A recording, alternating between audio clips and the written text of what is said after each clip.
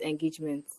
Beyond academics, Oghenemine is a mental health enthusiast, a volunteer under various organizations who enjoys reading novels and watching movies. She moderates, compares, and speaks on topics related to medicine, politics, and trending issues, using her platform to drive meaningful, impactful communication, and continues to make significant contributions to both the medical and broader student communities.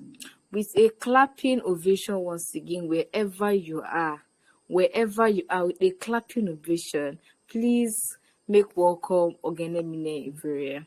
Thank you. Please smile. We can have you now. We are listening to you. Thank you. All right. Thank you so much, Destiny. Good evening, everyone. I believe I'm audible. Please, can you hear me clearly?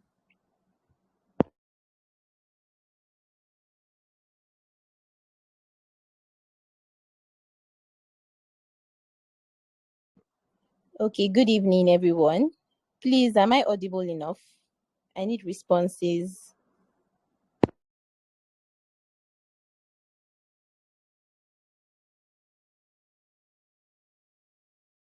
We can hear you, but it's not so loud. Please try and be more audible. Thank you. Oh, okay. Is it better now? It is better. Right on. Okay. Good evening, everyone. Thank you, Destiny, for the warm welcome. I believe we have been gaining a lot from the beginning of the research module sessions for the NCBA Academy, and this evening will not be any different. So without further ado, let's go into the business of the day. We'll be discussing, so yesterday we had an introduction to narrative and systematic literature review, which was given by Dr. Nicholas Aderinto, a very vast medical researcher, a medical doctor. So I will just give a brief overview of what he discussed, and then we'll have some examples and we'll have a bit of classwork or practical section. Okay, let me go ahead. So for today, we'll be discussing narrative and systematic literature reviews. Now, these are the two types of, or the two common types of literature reviews. And I know in the first session, week 1, we discussed introduction to research, and there were types of medical research. Now, in a broad overview of research, based on data collection, we have two types of research. We have the primary research and the secondary research. Now, the primary research are research that are collected by primary data. That's the contact within the researcher and that particular, the means of collection of data. So if it's a population where you want to collect your data, it's the direct contact between the researcher and the data to be collected. That's a primary research and data collection. Now, there's a secondary research. Now, this is where the literature review falls under. It means that the researcher or the data collector is not going directly to the data to collect the data. Meanwhile, it's using another source to collect that data. So it can be through journals, through previous research, through websites, audited and correct websites, or just where data can be collected, maybe population commission, just maybe medical files, medical records. So that's where literature reviews fall under. So it falls under the secondary research. And there are two common types, which is the narrative literature reviews and the systematic literature reviews. Now, they both aim to provide an overview of the existing knowledge on a topic, and they differ significantly in their approach. They might be under the literature reviews, but narrative review is different, very, very different from systematic literature reviews. So they differ significantly in their approach, their methodology, the level of rigor, their scope, and their overall purpose. So I'll start with the narrative literature review. So the narrative literature review is often described as a traditional or qualitative review. Now, it provides a broad overview of a topic by summarizing that topic, by synthesizing the topic and interpreting available research, usually without following a strict systematic approach. Now, for narrative reviews, when I want to try to explain it, I try to explain it in a way that is like a form of essay. So if you remember, when we're writing our WAEC or our JAM, there was a part of the English papers that have essays. Now, in that essay, you have the topic of the essay. So from that topic, you're supposed to form a structure. That's how the narrative review is. But what is different is that it's going to follow the medical pattern, meaning that you are going to get data from previous sources on that particular topic. So you're going to get that those data, you're going to work on it, you're going to identify gaps. So I'll explain that. Now, for the narrative review, for example, I pick a topic like the effect of stress in medical students during their MBA examinations. Now, if you look at that topic, there are going to be 3 keywords there. The first keyword is stress. The second keyword is medical students. The third keyword is the MBA examinations or examinations. So if I'm supposed to do a research work on that topic, or I'm supposed to do a narrative review on that topic, I can just as well write an essay on it, right? That is, in fact, is a very good essay topic. But if I want to do a narrative review on it, I'm going to go online, or I'm going to go through journals. I'm going to search for those keywords that I've discovered in my topic, which is stress, medical students or students, and examinations or medical board examinations. Now I'm going to look for works that have been done on those 3 keywords. Now they don't have to have the same exact topic as my own topic, but as far as they have a relation, it can just be the effect of stress in students, the effect of stress in medical students, or the effect of students preparing for their examinations. Once I can be able to pick studies or pick works that have been done on that topic before, I read through them, I get salient points from them, I'm able to write an essay about it.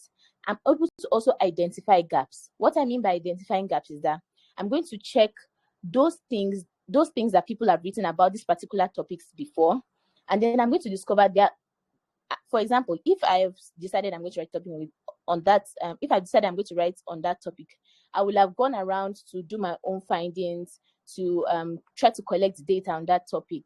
And then I've discovered that, during MBA examinations, I discovered that my classmates, or even I, or a percentage of people in my class have their blood pressures going up. So some people will have their blood pressure around 2080 when they are not when there's no exams. And then during exams, you see people with 140, 110, So, and I've discovered that in a class of 100 people, we have about 30, 40 people that have that similar, let's call it a symptom, in quotes, right? So now that is the data that I have discovered. But when I go through these previous works, I now discover that nobody has actually mentioned something about that.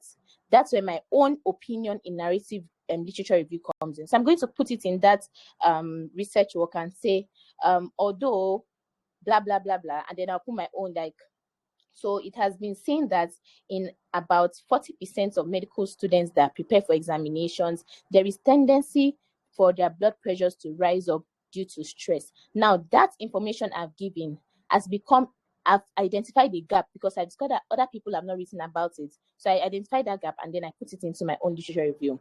But mind you, it's still going to look like an essay because I'm going to provide an overview of what stress is, what the medical exams look like, what a medical student's their curriculum looks like and how they write exams, So I'm going to give like a brief overview of the whole thing about stress, medical students, medical exams. And then I'm going to talk about things that have been found out before. And then I'm going to also talk about my own opinions of that particular topic.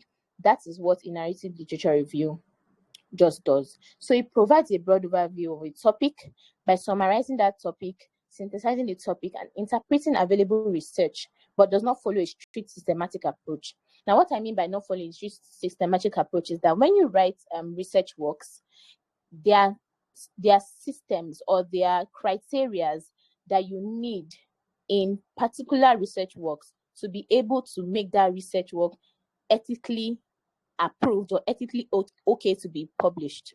But in narrative review, it's not like that.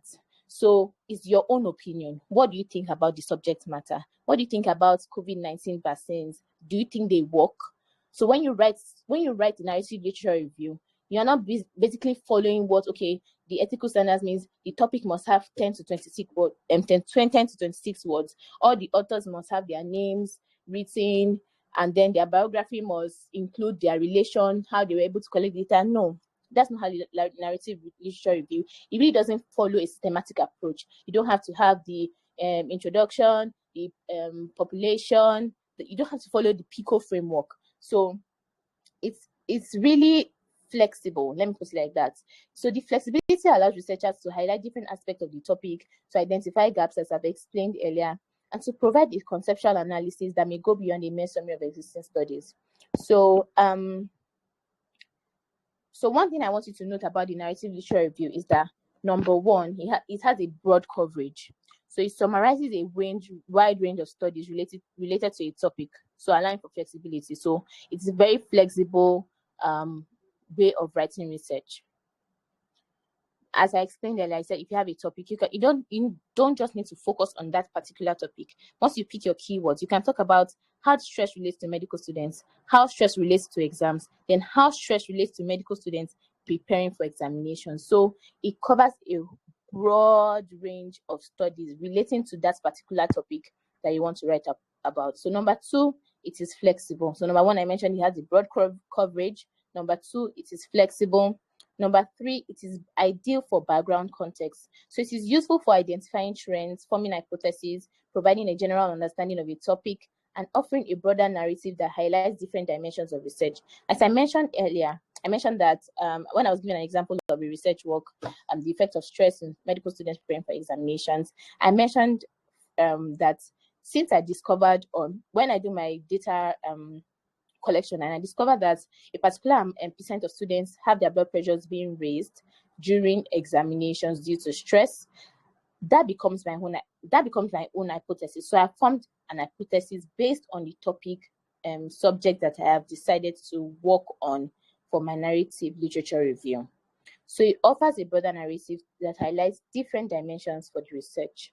Now, it is also very useful in theoretical discussions. So it can be used to develop theoretical frameworks and discuss multiple viewpoints. So it makes them very ideal for interdisciplinary research. Now, if there's one thing about narrative literature review, is the potential for bias. So this is another key feature. If I remember, when I was talking about the key features, the first thing I mentioned that it has a broad coverage. The second one, it has a flexible approach. The third one, it has the idea for background context, because it can be used to identify trends and form hypotheses. The fourth one, it can be useful in theoretical discussions. And then the fifth is that it has a potential for bias. So I will explain what bias means, and I'll give an example of it. So for the potential for bias, narrative literature reviews, they are very susceptible to bias because of the lack of standardized procedures. I mentioned earlier, it's a very flexible literature review. So there's no there's no standard criteria to follow. There are no frameworks. There are no algorithms to follow when you are writing your research. You can just write it as giving your opinions on a subject matter. So it means that if I'm going to write on a particular topic, or if I'm going to give my idea on a particular topic, I might want to put it in a way. Okay, maybe I'm writing about a particular vaccine, and my uncle owns that company. I'm just giving an example. Maybe my uncle owns the pharmaceutical company that is producing a vaccine, but I want to talk about its effects, right? As a researcher. Now, there's possibility for bias, meaning that because I know that my uncle owns that company, and of course, if he has money, if he's a nice uncle, and he has money, and I write about his company, people read about it in research papers, or they read about it on the internet, they read about it in journals. It can, of course, people can patronize, hospitals can patronize to buy that particular vaccine. And of course, there's more money in my uncle's pocket, meaning that me too, I will get more money. So that's where bias comes in. So I might want to write that research work in a way to put, even if there are side effects of that vaccine, even if there are negative reviews about it, I might want to paint it in a picture that vaccine is, in fact, the good you to do, you won't even have to think of the maybe 10% harm. You won't even have to think of it, because that vaccine is very good, is very portable, it's cheap, it's accessible, So confirmation bias comes in. And confirmation bias simply means that it's a tendency to search for or interpret or favor information that confirms a researcher's pre-existing beliefs or hypotheses.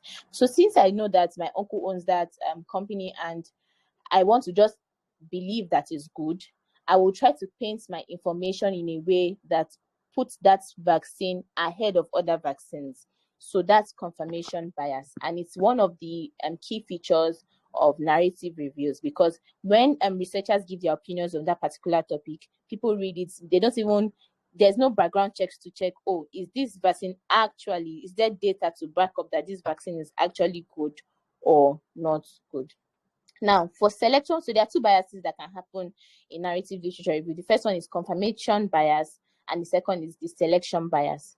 Now, the selection bias occurs when participants or data included in a study are not representative of the broader population that the researchers want to understand. So this selection bias can happen when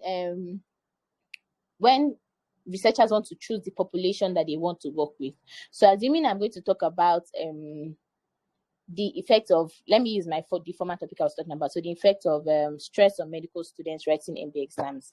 Now, and I want to talk about, and I really want to push the idea, I want to push my hypothesis about the blood pressure. I mentioned that assuming I want to collect the data and I discovered that 40% of people in my class have their blood pressures actually rise up during MBA examinations. And I want to push that hypothesis. I would now go to look for a population of students. Maybe I will now look for people that are currently writing exams. So I'll look for a class that I can get a percentage that will actually speak. Do you understand? They might probably not be writing exams, or they might, how will I put it? I'll just look for a population of a class that, okay, maybe now 300 level students are writing their MB and 500 level students are writing their MB as well. But when I go to 300 level, out of 100 people in 300 level, we have 30 people, or we have, out of 100 people, we have only 5 people that have their blood pressures rise up during exams. And I go to 500 level and I have 100 level, and I have 100 people in that same class, but we have about 70 people that their blood pressures are rising up during exams. I'm not going to go for 300 level class, because of course, when I put out that 5% of people out of 100 people have their their blood pressures rising up, nobody's actually going to take that as maybe a good data. Let me say it like that. So nobody might want to just pick that hypothesis and work with it. But if I now take that 500 level class and I see that, and people see that 70 people out of 100 people have their blood pressures rising up, they'll be like, okay, yes, that's like a data we can accept. This is something we can work on. Can we now go background to check on this narrative literature review that this researcher has written on? So that's the selection bias I'm talking about. So once again, let's talk about the key features of narrative literature review. The first thing is the broad coverage. The second is flexible approach. The third is ideal for background context. 4 is useful in theoretical discussions. And the last thing is potential for bias, which I just finished explaining. All right, so let's move to the second part of the second literature review, which is the systematic literature review. So it's a structured and comprehensive method of reviewing existing research. It follows a predefined protocol that includes clear inclusion and exclusion criteria, systematic data extraction, and critical analysis of the included studies. Now, for systematic literature review, if you remember when I was talking about narrative literature review, I mentioned that it does not follow any defined process. It does not follow any protocol. It's just the writer writing about, giving a brief idea of that particular subject matter, identifying gaps in that subject matter, and writing opinions or forming hypotheses about the subject matter. But in systematic literature review, you have protocols that are being followed, that unless you follow these particular protocols to write this except follow these particular protocols in writing these papers, they cannot be ethically approved as systematic literature reviews. So the protocols include the clear inclusion and exclusion criteria. How best I can explain inclusion and exclusion criteria is, let's put it as we are all medical students here, so let's put it as contraindications and indications. So we have some disease conditions that in management of those disease conditions, you have the contraindications, the do nots. Like if these patients come with this and this, do not manage them with these medications. If they come with this and this, you manage them with these medications. That's how the inclusion and exclusion criteria is for the systematic literature review. So if your data contains this and this and this, they would not be approved as a systematic literature review.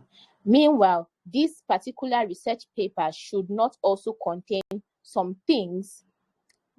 If they contain these things, they will also not be approved as a systematic literature review. So they follow a predefined protocol, as I mentioned earlier. So they are typically conducted to answer specific research questions by summarizing the findings of all relevant studies, often following established guidelines, such as, so there are guidelines that guide systematic literature review, but the most common guideline is the PRISMA guideline. The PRISMA guideline. I would put the full name now in the group chat. So the full name is the Preferred Reporting Systems for Systematic Reviews and Meta-Analysis. So mind you, systematic literature reviews are usually written with meta-analysis. They're usually written with meta-analysis. So I just put the full name of PRISMA in the group chat. This is one of the guidelines that back systematic literature reviews. So it's a whole document. Maybe let me see if I can quickly get the document. It's a checklist. It contains 27 items. And these are the things that a researcher would have to tick when writing a research work. Does the topic follow this? Okay, it's related. Okay, we go to the next item. Is the methodology following this? Yes, it's related. So when you follow the 27 item checklist, then your work can now be regarded as a systematic literature review. So I usually say, or let me put it as, narrative literature review is actually the easier way to start as an early researcher. That's my point of view. So let me say I've developed an hypothesis for that. Is a very easy way to start as an early researcher because, of course, there are no guidelines. So it's easier to just have an idea of a particular subject matter and write on it. Then you can give it out for ethical approvals and then for publications. The first research work I worked on was a narrative review, although we're still in works for publishing. So let me send the checklist for Prisma's checklist. Okay, I just did. So we can just quickly go through it. You can open the documents. So let's just quickly go through the Prisma checklist. So you can see the title. So the item there is what it has to identify the report. So the purpose of the title is to identify it as a systematic review. So when you write your when you give a title for a systematic review, of course it has to be written in the title. I will send an example shortly to show you how it's written. Please just give me a minute.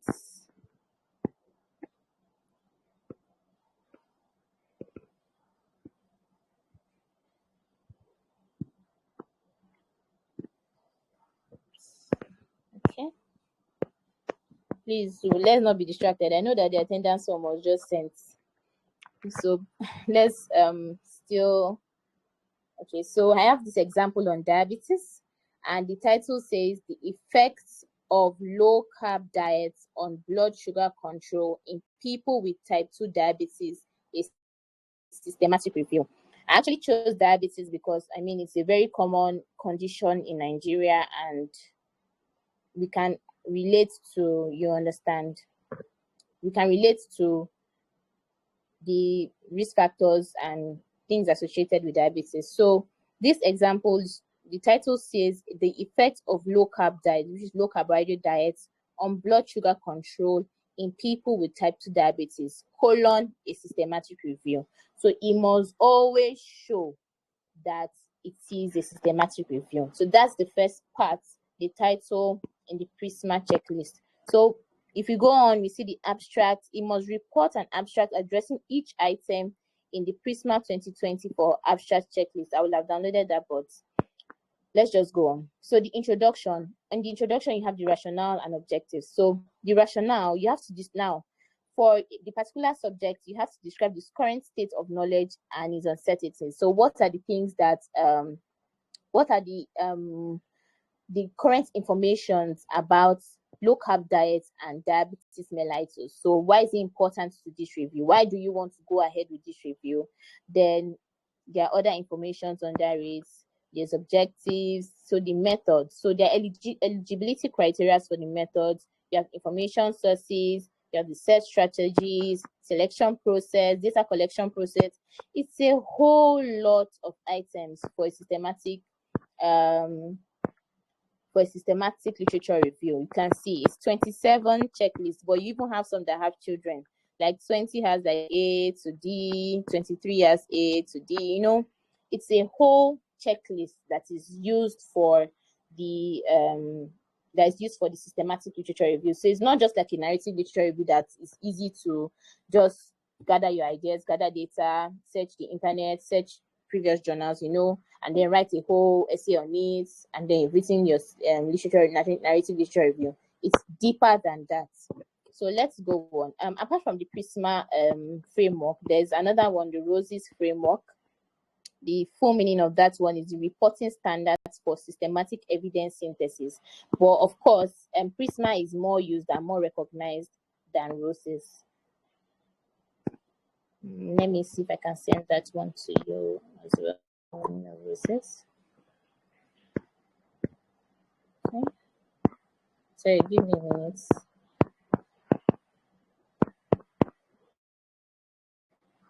Okay. Please, am I still audible? Can we still hear me clearly? I want to be sure.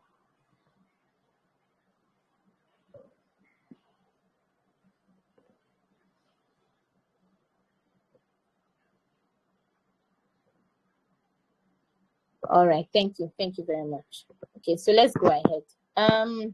So I've mentioned that the guidelines, we can have ROSES, we have Prisma, we also have the Cochrane handbook. The Prisma is very commonly used. So however, for narrative reviews, we don't have such standard guidelines. Okay, so the process of writing a systematic review actually begins by a focus research question. So this focus research question determines the direction and the scope of the review. As we've mentioned, you know, you have to follow the framework. So it has to be a focus question. And I remember that yesterday when Dr. Adebayo was talking, the first thing he mentioned when he was talking about a systematic literature review is that when answering a research question, you have to follow the PICO framework. And of course, let me just quickly talk about the PICO framework. So to formulate a clinical research question, which is the first step of a systematic literature review, you need to use the PICO approach. So the PICO approach is a PICO. The P stands for patient or population. So you want to describe the group of individuals that problem is being studied about. So for the topic I put the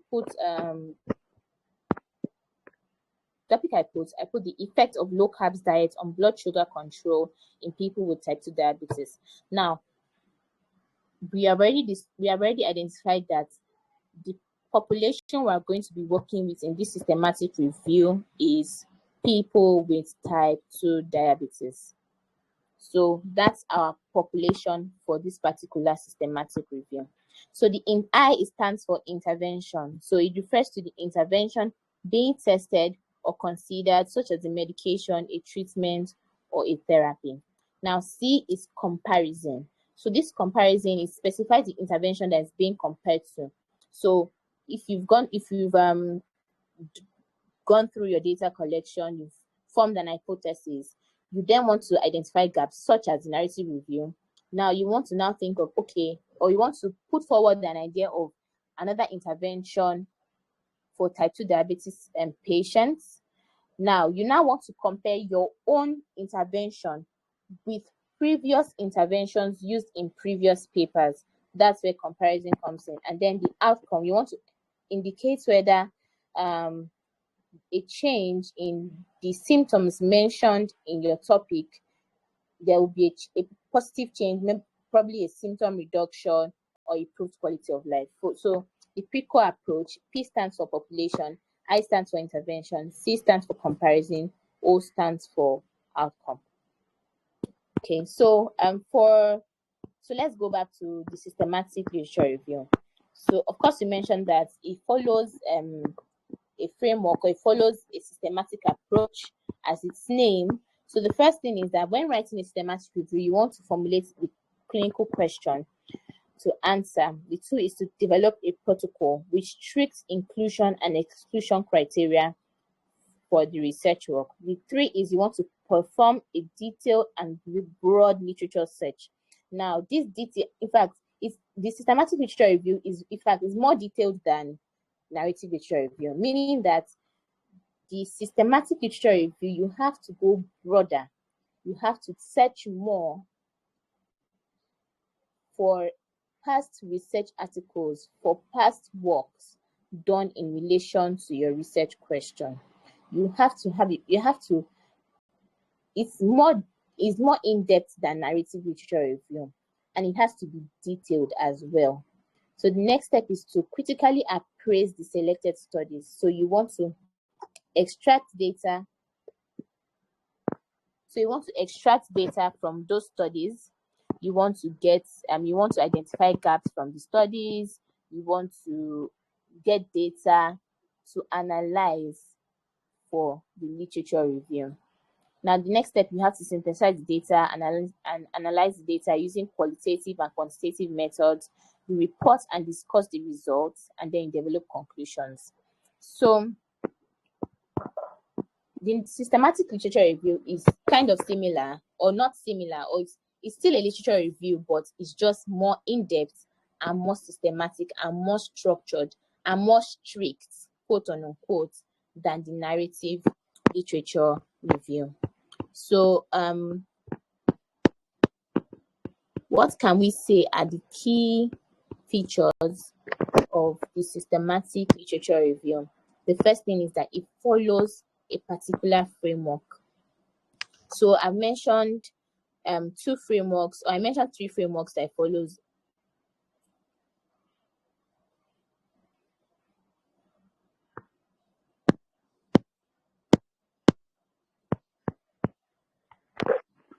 Hello, please, am I so audible?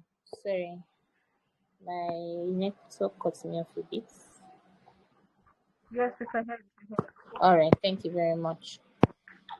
So the first thing I mentioned is that it follows frameworks such as the Prisma criteria, the Cochrane handbook, ROSES. It is very comprehensive. It reduces bias. As I mentioned in narrative literature review, there's possibility, in fact, you can't even escape bias most times in narrative literature review, because since you are giving out your opinion about it as a research writer, then there's definitely going to be potential for bias. So in systematic literature review, because it follows a particular guideline, it reduces bias. So even if you can't even give your opinions in systematic literature review. So it reduces bias. It is well suited for evidence-based decision making, and it provides a high level of transparency.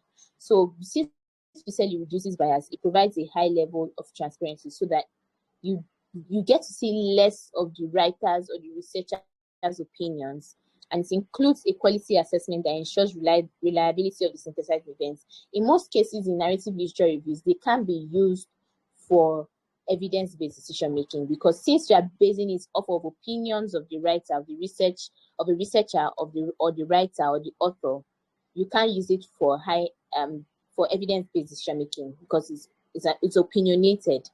But for the systematic literature review, it's more used for evidence-based decision making because it's going to follow a guideline. There are going to be checks and balances for that particular paper.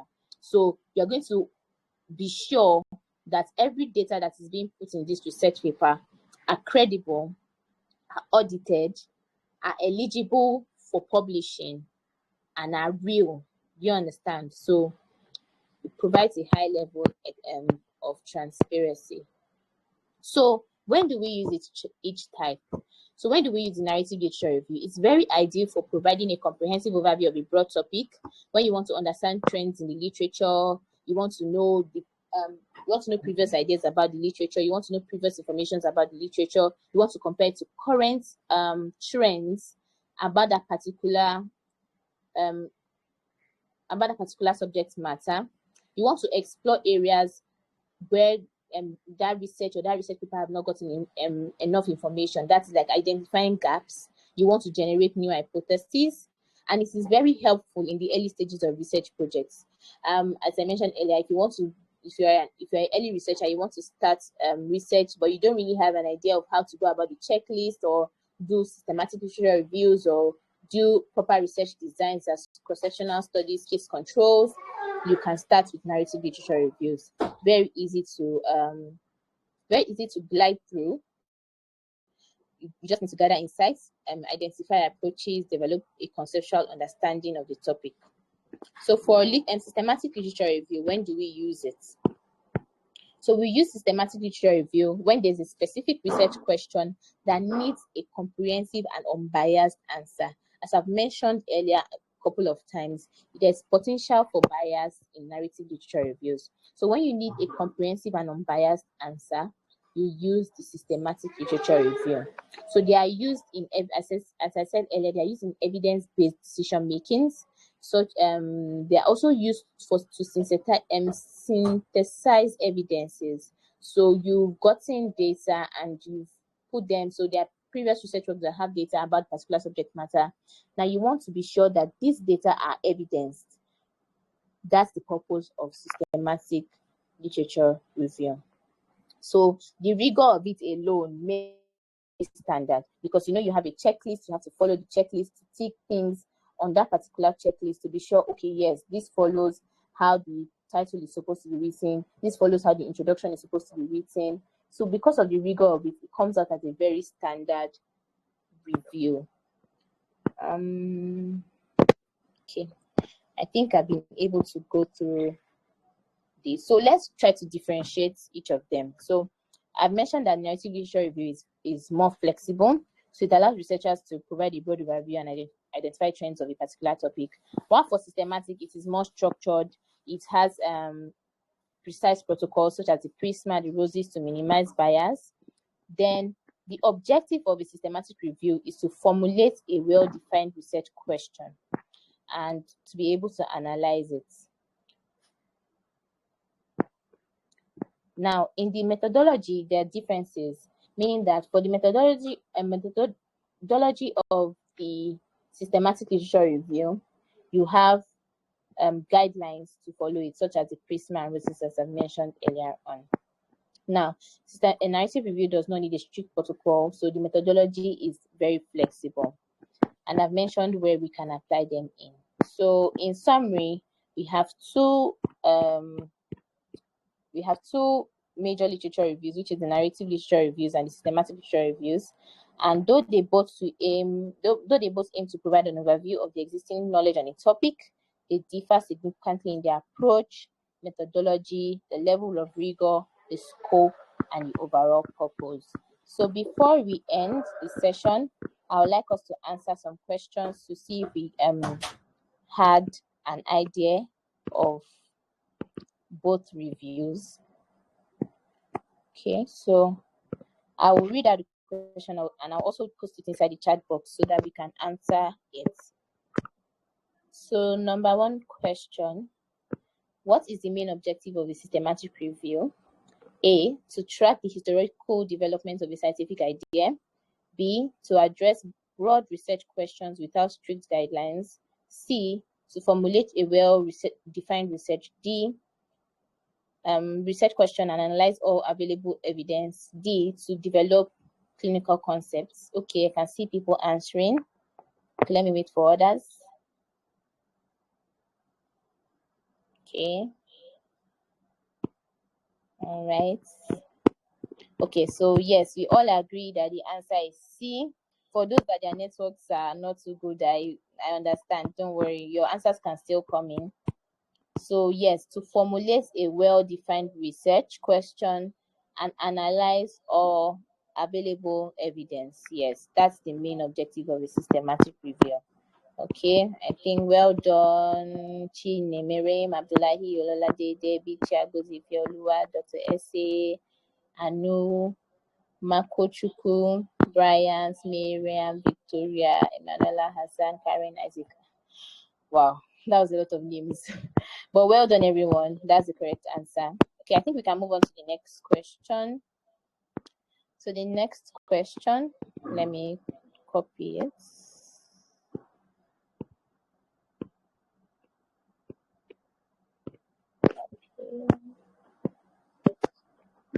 Okay, so we have number 2. Which of the following provides formal guidelines for conducting systematic reviews? Which of the following? I'm not finished reading the question.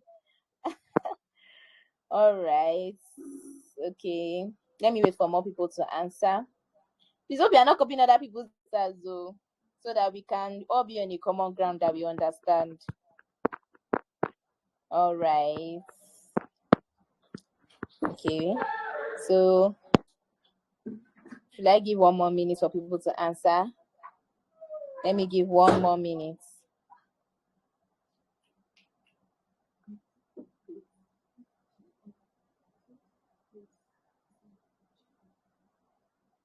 Okay, I'm not taking any answers again. So, yes, you're all correct. Roses and Prisma. Can someone quickly type the full meaning of Prisma? Don't go up to check it, though. Just type it quickly for me in the chat box. The full meaning of Prisma. Okay, I can see someone typing. All right.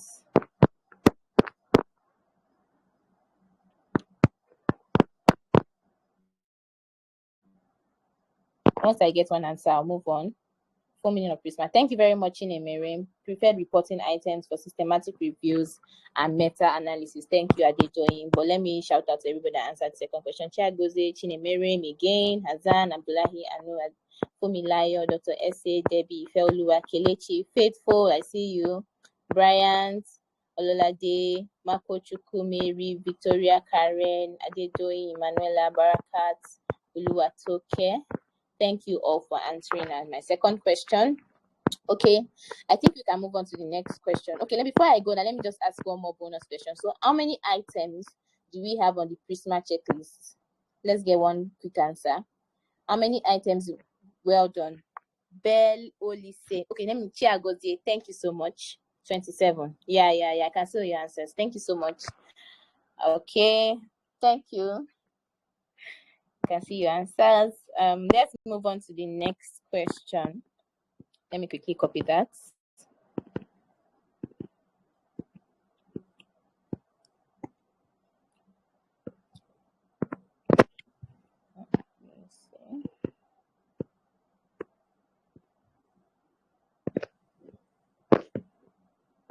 Okay, so the next question.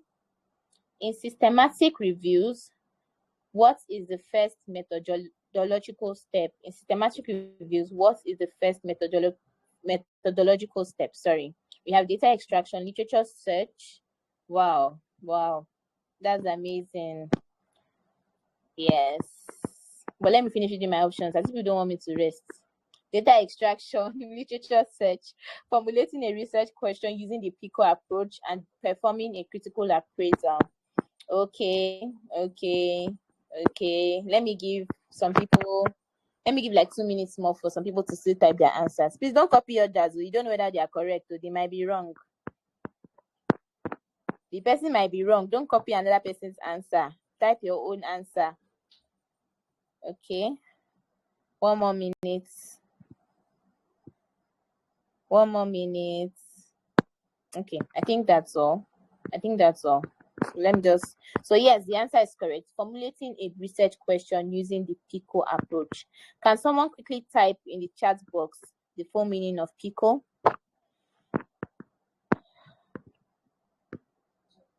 Full meaning of PICO. Well done, Karen. Population, intervention, comparison, and outcome. Some people, I know they want to type fast, but maybe their networks. I understand. I'm using Glow. I understand. But well done, everyone. I can see your answers. Thank you, Abdullahi. Should I give a shout out to who answered number 3? Okay, let me start. Thank you, Hazan, Dr. S.A. Felua, Chinemerem, Karen, Abdullahi, Anu, Miriam, Mako Chukwudi, Grace, First Lady. Okay. Bryant, Camera, Adebayo, Faithful, Emanuela. It's okay. Thank you all for answering. Okay. It's okay. It's okay. Don't answer again. We already have enough answers. Thank you. All right. So let's go to number 4. Number 4, we have. Let me quickly copy it. Sorry.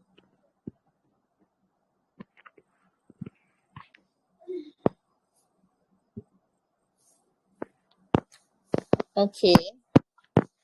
It's okay. Please don't answer the last question again. And we want to move to a new one. So number 4, a major advantage of a narrative review over a systematic review is A, the ability to provide quantitative analysis. B, broader exploration of topics without rigid structure. C, adherence to predefined protocols. D, superior validity for clinical decision making. Okay. Wow, you people are quick. Please don't copy another person's answer. They might be wrong. Don't copy. I think Chinemerem was the first. You don't know whether he's wrong. Please don't copy him. Give your own answer. Let's know those that know it and those that are not too sure about the question. Okay. Let's give 1 more minute to those that are answering. 1 more minute to those that are answering, and then we'll take the correct answer.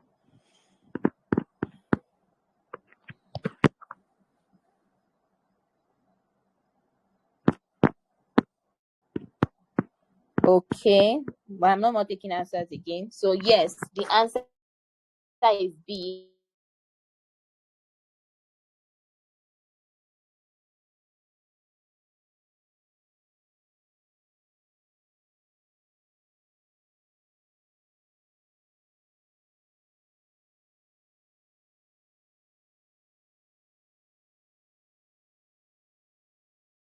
All right, sorry everyone. As I mentioned earlier, I'm using glue, so that was just a break in transmission. But yeah, we're trying to answer number 4. A major advantage of narrative review over a systematic review is, yes, the answer is B. Broader exploration of topics without a rigid structure. As I've mentioned earlier on, the systematic review has these frameworks and the guidelines that you need to follow to be able to produce a research paper using that review. But for narrative review, you do not need any guidelines. It's just like writing an essay, as I mentioned earlier. You're writing an essay, you're picking up salient points about the subject matter, you are identifying gaps, you are giving your own hypotheses about that subject matter. So thank you to everyone that answered. I'm going to call all your names, but I can see you all. Let's quickly move on to the last question for the 9th. So the last question, I'll quickly copy it and just send it over.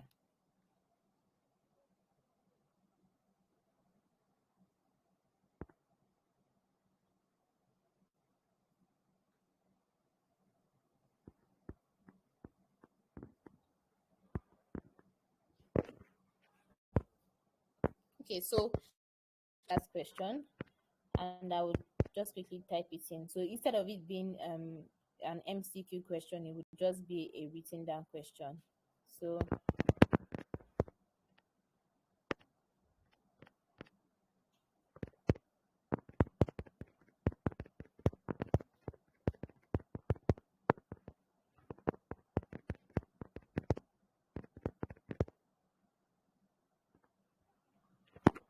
okay, so the last question, write down 3 key features of a narrative literature review.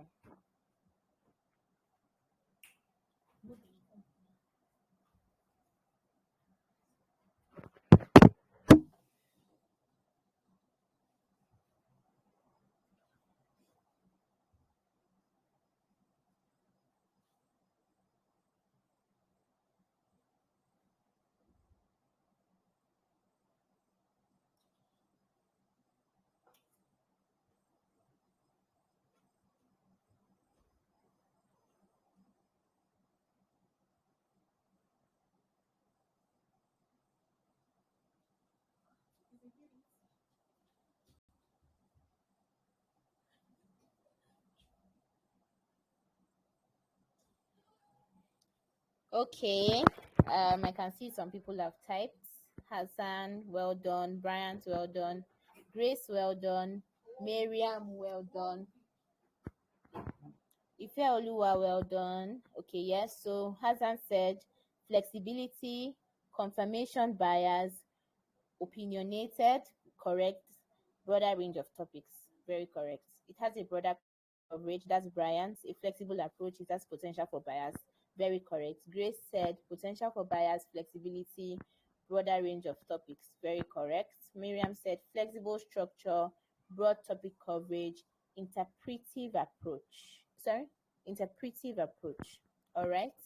Ifeoluwa said flexibility, broad coverage, no predetermined remark. Okay. Chinemerem said biased, flexible, no rigid structure. I mean, flexible and no rigid structure, they are the same thing, but we'll accept it from you. Thank you. Chidera said potential for bias, flexible approach, suitable for theoretical studies. Okay. Marco Chukwu, potential for bias, flexibility, broader range topic, correct. It is liable to bias, it is more flexible, it gives a broader view of a research topic. That's Victoria, correct. Anu said no strict protocol, broad topic range, bias. Correct. Debbie said flexibility, suitable for bias, organization. Okay, well done. Shalom said susceptible to bias, it gives a broad overview of the subject matter, it does not have a systematic approach. Correct. Narrative literature review helps to cover gaps. Yes, that's very true. It has a wider range for topics. Yes, and it's open to bias. Thank you, Karen. Anybody still dropping answers? Okay. Let me wait. I can see someone typing, so let me wait for that person.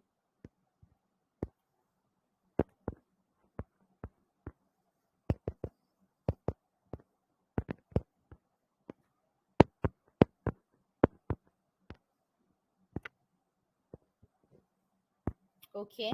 Ablay said, author's opinion, broad focus, summary style. Wow. But yes, author's opinion. Director just said, these people sabi book. I agree. Oh, you people are good. Thank you so much. Author's opinion, that's very correct, Abdullah. It has a broad focus, very correct. Summary style. Yes, it's like giving a summary of a particular subject matter. That's actually very correct. I think you guys deserve a round of applause. Let me quickly clap for you guys.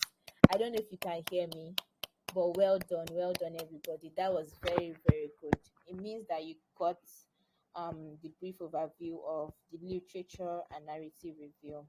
Do I have anything to add? Okay, I think there's one thing I missed that I didn't talk about, and then when I checked my questions, I discovered it. That's why I changed my last question. But if there's something about the narrative literature review, it still follows it follows something we call the IMRAD structure. And the IMRAD structure is introduction, methods, results, and discussion. Is what you will typically see in a research paper. So although we said it's like an essay, we said it's like a summary, but you don't just write it like a secondary school essay. How I enjoyed my last holiday kind of essay. No. Or the day I'll never forget kind of essay. No. It's still structured, although it's not rigid. It is very flexible. So it still follows the IMRAD structure. For narrative review, it has the IMRAD structure. And IMRAD means introduction, methods, results, and discussions. Let me quickly send that to you all so that you would see what I mean by that. Okay. Give me a minute, please.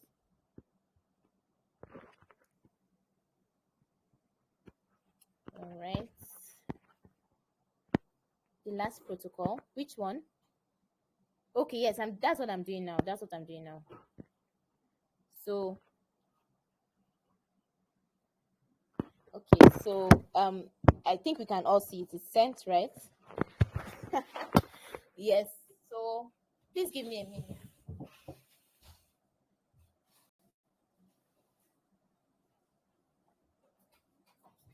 Okay, so we have the introduction, methods,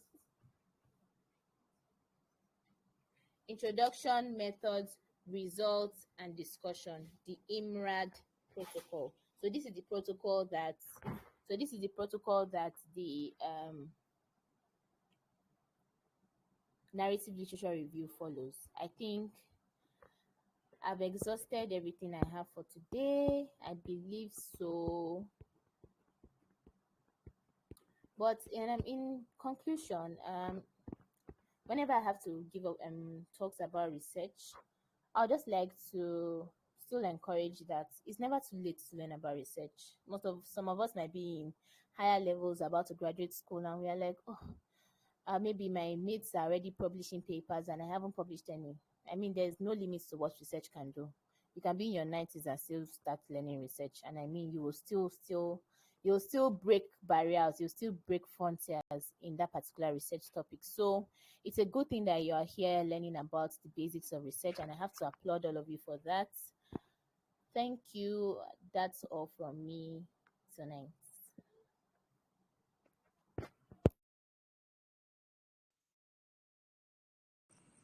Thank you so much for this powerful session. Thank you, thank you, thank you, thank you so much. It was amazing. If you enjoyed this session, can you give Oghenemine a thumbs up in the group chat, please? If you enjoyed this session, I want you to bombard her with a thumbs up, please. It was really an interactive session, and I really enjoyed it. And I hope you guys too enjoyed it as well. Anyways, as to add to what she did, I told you guys earlier that I was going to tell you guys to put down what you learned. So I want the first 5 people. One thing that really stood out for you in this session, like one thing you really took out from this session, put it down in the group chat, please. First 5 people. The first thing one thing that really stood out for you, that you would say, yes, I picked out this thing from this session. Thank you, Oghenemine. This is what I actually picked out most from this session that spoke to you very well. Put it down in the group chat, please. First 5 people, please. First 5 people, please. Before we go to the question section, please. First 5 people. Chinemerem Uzogo, the ability to fine-tune my narrative writing skills. Thank you so much for that. Chidera Ude, narrative research is beginner friendly. Thank you so much for that. Carrying the importance of narrative over systematic. At least I know where to start as beginner. Good. Shalom, you can start with narrative literature review. Camera, that's the best I'm going to talk about. Difference between narrative and systematic review. Ifeoluwa, Onowareke, Hassan. Thank you guys so much. Thank you so much, Oghenemine. Please, we cannot close this session if we do not ask our questions. Some things may not have been clear to you, and you want to clarify this. You want to have a right standing with them. Please raise your hands up if you want to ask a question, and then you'll be unmuted, please. If you have questions you want to ask, some things that you're not clear about, means you want to know more about, you want to just get the opportunity to talk to her and get to know things better about this particular topic, please raise your hand and then pick you up. You just have 3 minutes for that, please. 3 minutes. If you have questions.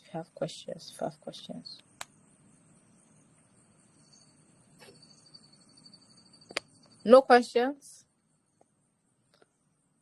No questions?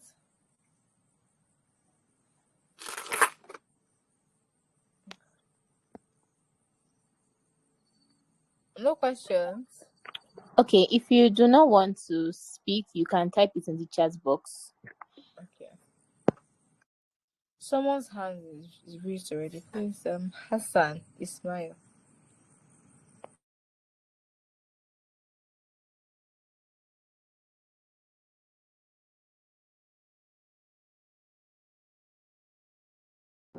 Okay, Hassan, please go ahead.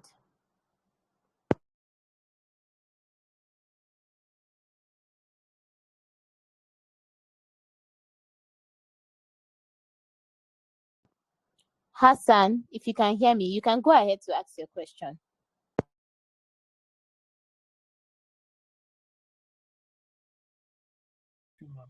So, thank you for the um, presentation so far. My question is, as medical students, how do we determine which topic to go for? Is it just based on interest, or do we just look for a popular topic and then decide we want to do a narrative review on it?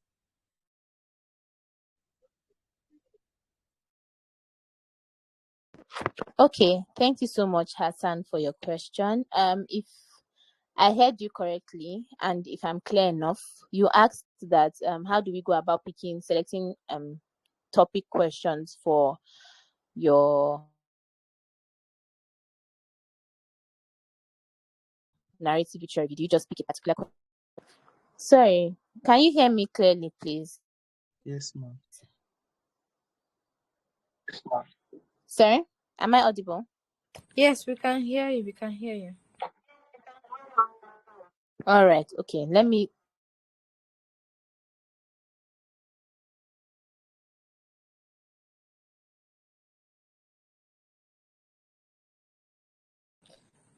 We can't hear you now. We can't hear you now. Okay, so sorry. Sorry for the break in transmission. You asked, so I was saying I'll give you two advices I have up my sleeve. So the first one is, when picking a particular topic or subject matter to write a narrative literature review on, consider your interests. Now, as a medical student, there are some particular points of medicine that you are interested in. Is it mental health? Now, that topic I gave you, that I used as an example when I was speaking, the effect of stress in medical students writing examination, it was just something that came to my mind before I started speaking. And the reason being is because I wrote my MB2 exams last year, Part and Farm MB, and we had a lot of students, or a lot of people in my name, not a student because I'm still a student. So we had a lot of people in my class that had their blood pressures going up as a result of stress. I was one of them. In fact, before exams, my blood pressure was very normal. It was sweet. It was a sweet blood pressure, as people would say. But there was, I think, some weeks to exam, I had to go to the hospital. I think I had malaria or something. And then they checked my blood pressure, and it was like, let's say hypertension stage 1. I'm not even kidding.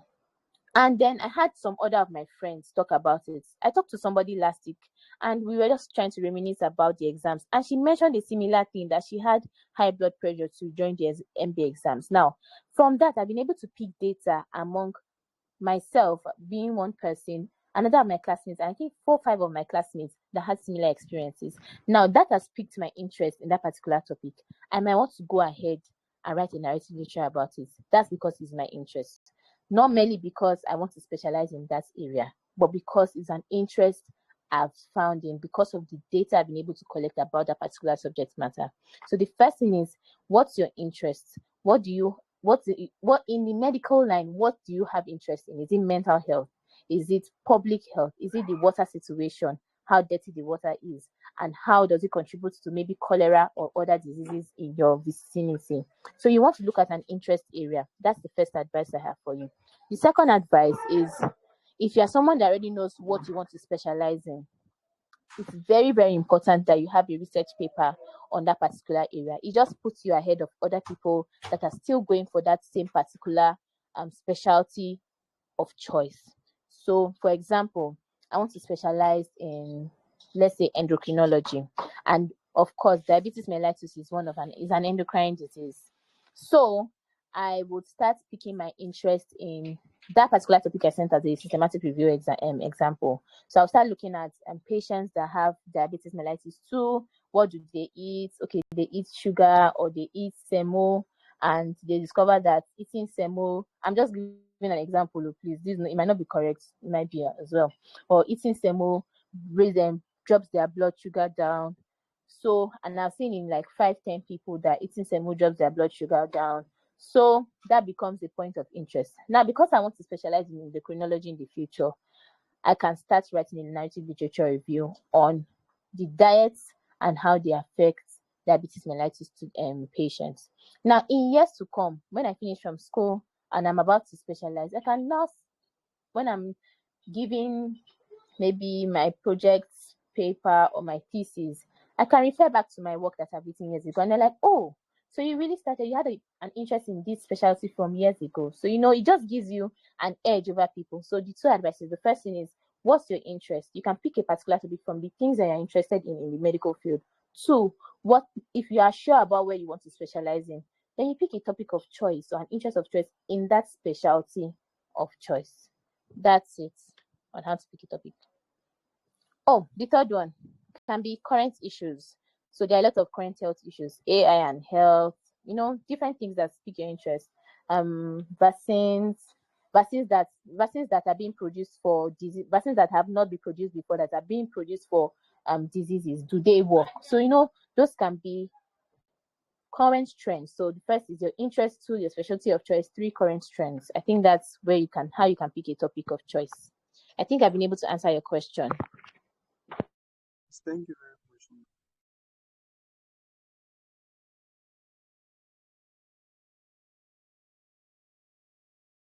much. There's a question in the chat box. Let me just quickly read it. So we have two questions. Ma'am, how can I ensure the reliability and validity of narrative reviews, given their flexible structure and potential for bias compared to systematic reviews? Well, as I mentioned earlier, there's no way to ensure the validity of narrative reviews. Since it's opinionated, you cannot ensure the validity. So that's why most times it's better to go for, when you look at now, I would say that narrative reviews just give your opinion on the subject matter. So you can't use it for data. You can't use it as like a part of a data-backed kind of evidence research. So you can't use it as a point of reference for when you're trying to now do another research that has to do with data and evidence. So it's not reliable. You can't ensure the reliability, really. I hope that answers your question. It's not like systematic reviews. You can't ensure the reliability of narrative reviews. It's an opinion. It's like writing an essay.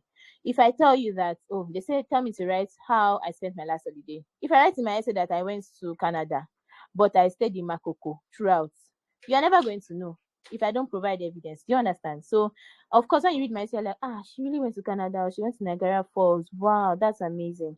But you will never know that I stayed in Makoko throughout, because there was no evidence to back up my opinion. Do you understand? So that's how narrative review is. I hope I've been able to answer your question, Miriam. Okay, Chidera says, good evening, ma. I have a question. What if a person, your chosen area of specialty is public health? Okay, what if your chosen area of specialty is public health and research? What kind of topic can you write a narrative review on?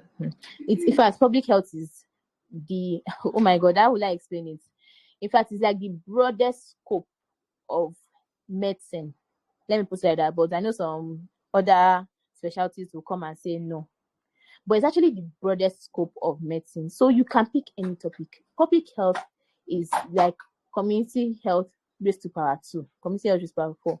So what are the trending issues that affect public health? Is it water? Is it sanitation? Is it the tropical diseases like malaria, like let me say sleeping sickness or typhoid, as people put it? Can we be able to separate malaria and typhoid? Now, that's like a public, we can put that as a public health topic, because if in Nigeria, once people have temperature, and once people have high temperature, as we will call it, when people are febrile and maybe they're having headaches, what other symptom of malaria do we have?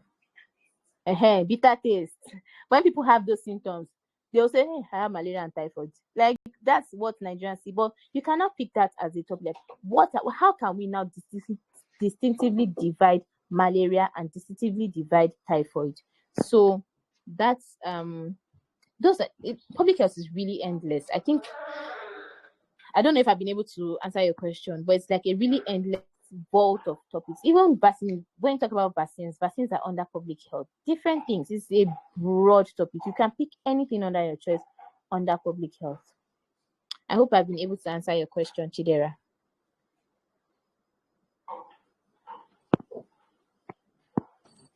Okay, thank you very much. Thank you so much for the questions and answers. I think that's all. That's all you can take for tonight. Thank you so much again, Emine, for this session. It was really impactful. I learned a lot and also got to know new things about research. Thank you so much. All right, we'll be ending the session now. Thank you so much, guys, for joining. I believe these sessions have made at least quite an impact on our lives, right? And we'll put it to good use. Thank you so much for joining. You can end the session now. Thank you.